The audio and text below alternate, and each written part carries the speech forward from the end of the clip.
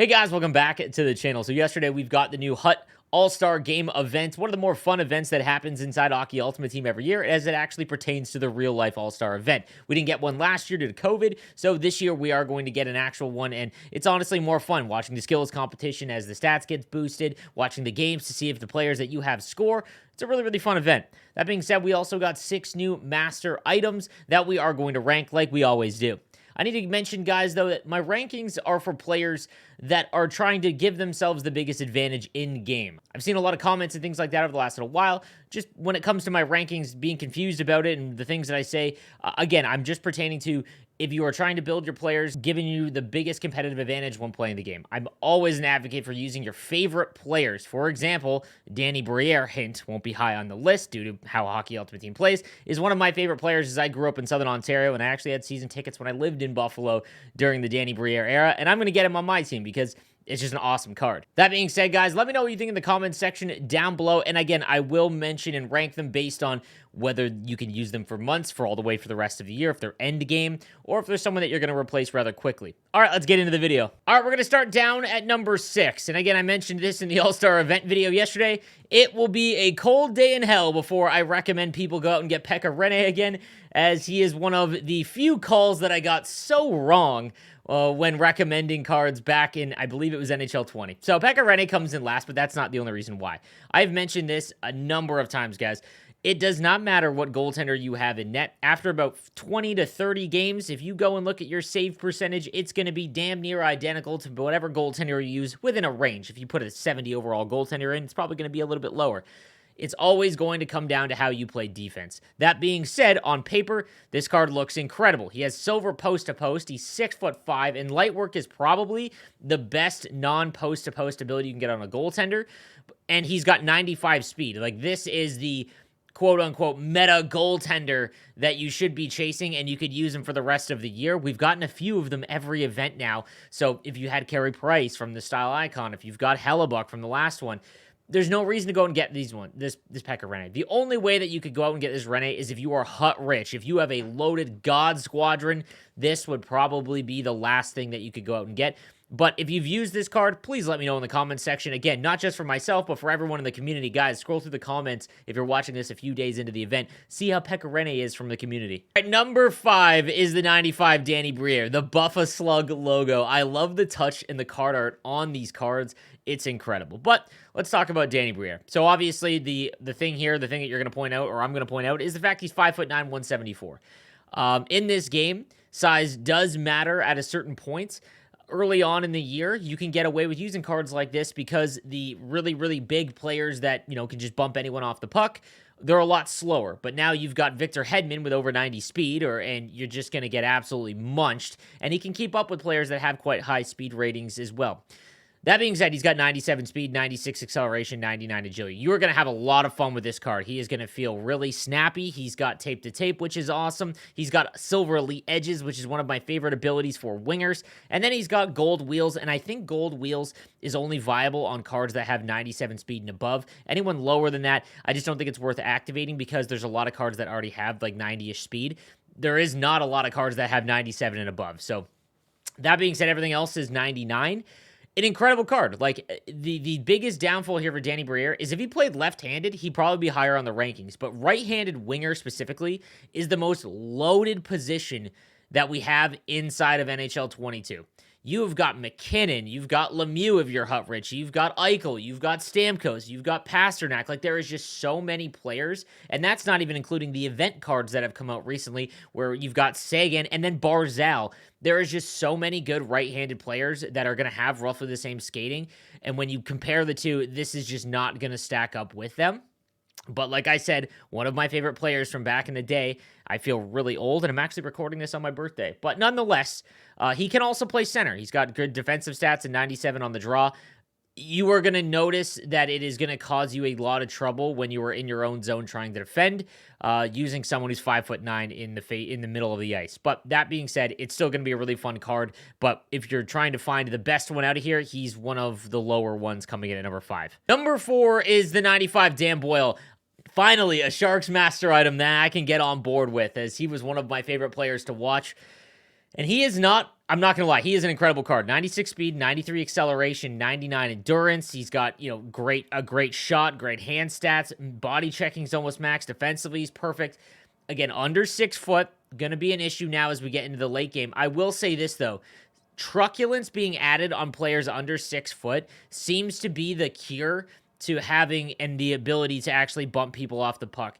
The reason why I have Dan Boyle at number 4 is I've gotten about 4 or 5 players that are from my Discord, so, the average Division 3 and 4 players, but also some pro players as well that have tried out Dan Boyle, and he doesn't feel as fast as his stats indicate, so that's why I have him a bit lower. I personally have not tried him out yet. I'll get a review out a little bit later on this week because I do want to try him out. I think it has something to do with acceleration, and I think acceleration, I've said this a number of times, is just the most important defensive skating stat because when you're in those side-to-side races, you don't see the speed separation until about your own blue line. So that neutral zone, if you lose the puck at the, maybe high in the zone, the acceleration stat is going to be more important because you were trying to get up to speed. My co-host for my podcast, Kesso, also a big advocate for this. He thinks acceleration on defensemen and forwards, to be honest with you, is more important than speed. I definitely agree with him on the defensive part, but he, like I said, Silver Truculence allows him to have a little bit more flexibility defensively in his own zone, but he's got really offensive abilities, like elite edges on a defenseman I think is just kind of pointless. Heat Seeker, haven't found that to be really useful. Seeing Eye is great if you combine it with 1T, and then Tape to Tape as his zone ability, just not really going to be viable at all because you want to shoot the puck on the breakout when you're passing with a defenseman anyway. So he comes in at number 4. Then we've got the 95 Milan HEJDUK, 6 foot, 94 speed, 93 acceleration, 98 agility, and then essentially 99 everything else. Could play center as well if you've got all the synergies activated. I'm not going to lie, this is a very ho-hum card. To be honest, if you were choosing between all of the ones that I've already ranked, I'd probably rather have Danny BRIERE because at least he'd be a little more fun. But when you take a look at everything, including his size and the speed and skating and shot and everything like that, I think he is just a little bit better, and you wouldn't notice his downfalls as much as the other guys below on this list. Shutdown on a winger, just not really all that great. However, elite edges is, and tape to tape silver ability is nice as well. But it's the same problem with Danny BRIERE. There's so many good right-handed wingers in this game that he just simply is not better than. Barzal and Sagan. This is basically Sagan, only a little bit smaller from the last event, from the Icons event. So that being said, guys, he comes in at number 3. However, honestly, I think it's kind of a boring card. I apologize, Avs fans. I think Danny BRIERE is one of the more exciting ones, as is Dan Boyle. Milan HEJDUK, while he was a really fun card, it doesn't hit the same for me personally. Obviously, I'm biased in the fact that I lived in Southern Ontario and I'm a Sharks fan. But gold third eye, not all that great either. So just not an amazing card. I wouldn't pay the $500,000 that you're going to have to get him. Coming in at number 2 is the 95 Gary Suter, and this is honestly a pretty incredible card. Left-handed defenseman, there just hasn't been a lot of great ones. Obviously, Team of the Year Victor Hedman, but not everyone was able to actually acquire that card. So if you don't have him, there just isn't a lot of other ones that are among the top-end ones in the game. 96 acceleration, we just talked about how defensemen having higher acceleration is more important. 93 speed is very good. Defensively, he's got perfect defensive stats. He's got Silver Truculence. He's got 1T and Seeing Eye. If he's going to be your number 1 left-handed defenseman, you could rip point shots. And I'm not going to lie, after the patch, I'm noticing D2Ds go in a little bit more. I might talk about that in a future video as well. Gold tape to tape, again, I don't think that's important at all. But if you did not get, let's say, Chikrin, you can't afford Bouwmeester, who's still going for $400K, and you don't have Hedman, this could be on your team for the majority of the game because of the position that he plays. I just think this is a really well-rounded card, and he'll be a card that I target in all honesty as I want to try and get him on my team. And then coming in at number 1 is the 95 OLLI Jokinen. Really fun card here. And honestly, I'm going to do a ranking of forwards come Monday or Tuesday probably, and he is more than likely going to be the number 1 center on my list. Spoiler alert. 94 speed, 93 acceleration. I have talked about it ad nauseum this year that they have been really careful to give bigger centermen good skating, and I think that's because they want to try and balance everything out, which I understand.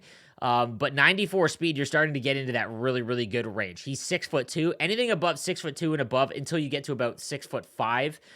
So 6'2" to 6'4", you're really not going to notice all that much of a difference. So that's considered big. Then obviously 6'5" to 6 and above is just gigantic, where you get a much, you get a huge advantage. But 6'2" is great. He's got gold quick draw, one of the best zone abilities that is useful. If he's going to be your first line center, which he will, because he would be on my team, maybe not with Duchesne. No, I still think I would rather have him there. Put Duchesne on the wing. Born Leader is very, very good for your first line. Actually, it's one of the best abilities. It's a nice hack, especially because you can just roll your first line out there again. Close Quarters is great for centerman. Tape to Tape is good for centerman. And then he's got Total Eclipse, great for centerman. An amazing combination of abilities, synergies, and the gold zone ability. Great skating, good shot. Easily the number one here. And I think this is a card that I think you have to make if you are trying to make an end game team, because even if you don't, let's say you've got a God Squad, he will always be on your team for the rest of the year. 6'2", you can't really make that attribute any better. Like, you're not going to have someone who's 5'11" instantly become 6'2". That's not an attribute you can raise. Gold Quick Draw keeps him relevant on the bottom lines if you have a God Squad for Team of the Season. And then all of his other zone abilities are just so good. I've also had some pro players reach out to me that say Olli Jokinen is the real deal, guys. So there has been a few events where there hasn't been cards that I think you needed to make. I think this Olli Jokinen jumps back into that, and I think it is a card that you should go out and make if you can. If you've been saving up collectibles and cards, this is a very safe one to go after because he's going to be viable for a very long time. All right, guys, so that is going to do it for the rankings of the All-Star Game Master items. Let me know what you think in the comments section down below, and I will see you guys later. Have a good one.